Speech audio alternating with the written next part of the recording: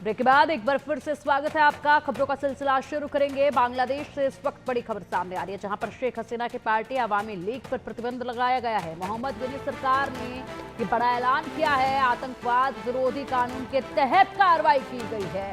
आगामी चुनाव में लड़ने के रास्ते बंद किए गए।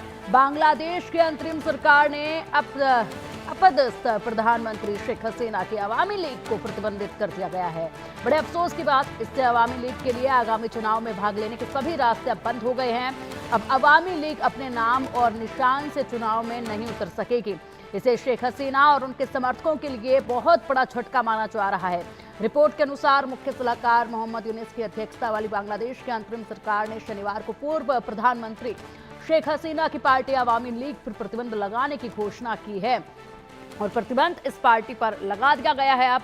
और बड़ी बात यह कि मोहम्मद यूनुस सबसे पहले तो चाहते नहीं कि चुनाव हो, और ऐसे में चुनाव होने का वक्त अगर नजदीक आएगा तो वो इस तरीके से एक्शन लेंगे कि उनके सामने कोई खड़ा ही ना हो पाए। ये पूरी कोशिशें जो देखी जा रही हैं, ऐसे में साफ नजर आ रहा है कि मोहम्मद यूनुस इस कुर्सी से अब चिपक कर बैठ गए हैं, जिन्हें हटाना बेहद मुश्किल अब नजर आता है। हमारे सहयोगी रैनिक दत्ता का रुख करेंगे। रैनिक, बड़ा झटका लगा है ये शेख हसीना की पार्टी को, जिस तरीके से कार्रवाई की गई है, आतंकवाद का नाम लेकर प्रतिबंध जिस तरीके से लगाया गया है। ऐसे में चुनाव लड़ने के सभी जो रास्ते हैं वो बंद कर दिए गए हैं। ये साफ नजर आता है। मंशा इस वक्त क्या है यहाँ पर मोहम्मद यूनुस की? देखिए, मोहम्मद यूनुस सत्ता में आने के बाद से जिस तरीके से अवामी लीग को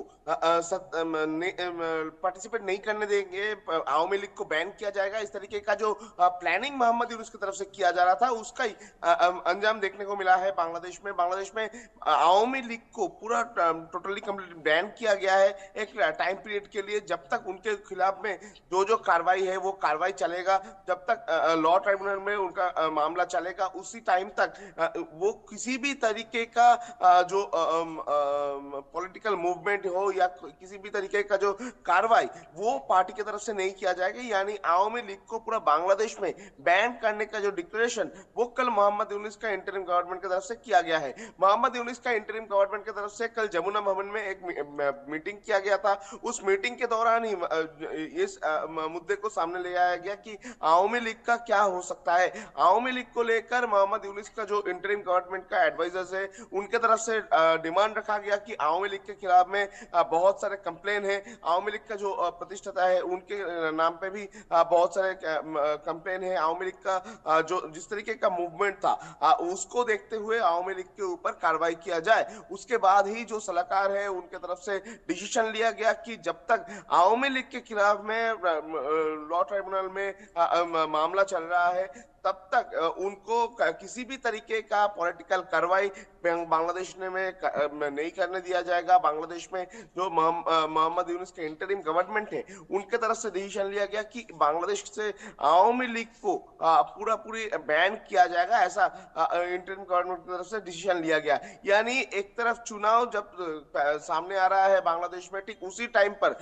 किसी भी हालात पर शेख हसीना का ये जो पॉलिटिकल पार्टी अवामी लीग, इसको रोकने का जो कोशिश मोहम्मद यूनुस की तरफ से किया जा रहा है। क्योंकि इंटरिम गवर्नमेंट फॉर्म होने के बाद भी देखा गया कि अवामी लीग का जो सपोर्टर्स है वो धीरे धीरे फिर से अवामी लीग को आगे ले आना, अवामी लीग को फ्रंट लाइन में उठाना, इसका काम जो है उनकी तरफ से किया जा रहा था। और कुछ दिन पहले भी देखा गया था अवामी लीग छात्र संगठन की तरफ से रैली किया गया था, जो कि बांग्लादेश में ढाका में एक सबसे बड़ा रैली अवामी लीग की तरफ से किया गया था। शक्ति प्रदर्शन भी अवामी लीग की तरफ से किया गया था।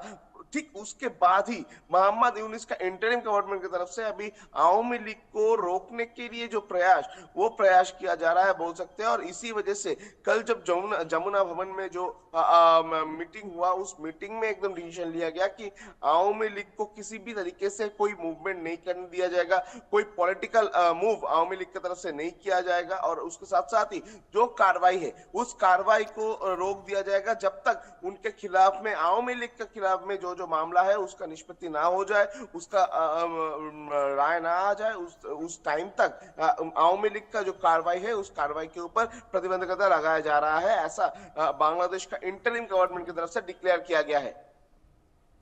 बिल्कुल रैनिक, और अब देखना होगा कि यहाँ पर शेख हसीना किस तरीके से इस पर जवाब देती है। क्या आगे का रास्ता उनका